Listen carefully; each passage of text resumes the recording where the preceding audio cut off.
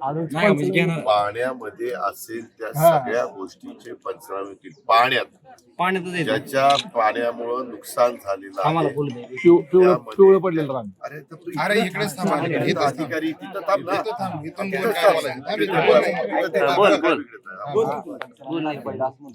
पंचनामे करणार ना.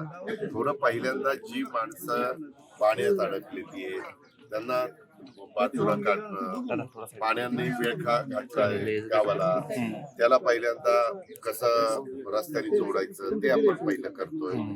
आणि ते झालं अडकलेली सांगितलं शेतामध्ये सोयीचं झालं की लगेच पंचनामे. आता जिथं जाता येईल तिथले पंचनामे आपण सुरू केले. काही काही ठिकाणी उर्बड असतं नाही ना ती दिशा ती उडीत ही फक्त पाण्यात गेलं असं नाही म्हणून मी तुम्हाला सांगितलं. त्यावेळेस सांगितलं काल निर्णय घेतला सरपंच की असं करायचं नाही. आपल्याला उडीत असेल सरपंच जास्त निघली का लोक भागात काय लोक निघली का वरची मका बंगल्यावर निघली का वरच 5-6 पिकाच्या बद्दल सांगितलं ना. सगळीकडची भौगोलिक परिस्थिती बाबा वेगवेगळी आहे.